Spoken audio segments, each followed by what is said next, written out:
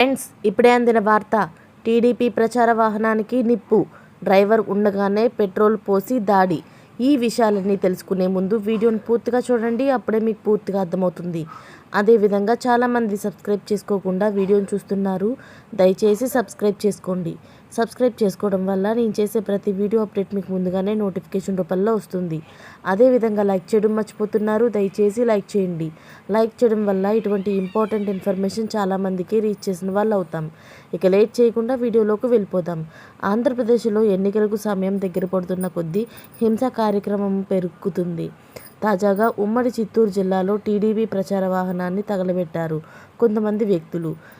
పీలేరు మండలంలో వాల్మీకిపురం సమీపంలో ఈ ఘటన జరిగింది.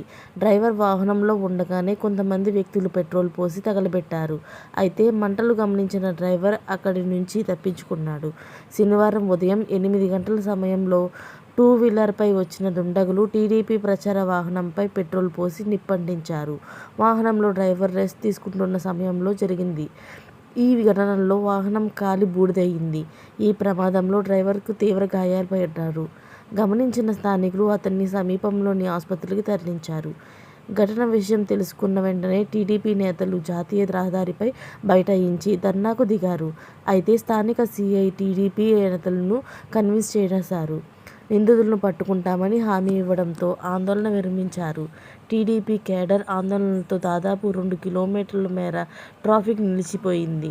ఇలాంటి లేటెస్ట్ అప్డేట్స్ అన్నీ మీరు ముందుగానే పొందాలి అనుకుంటే ఛానల్ని సబ్స్క్రైబ్ చేసుకోండి.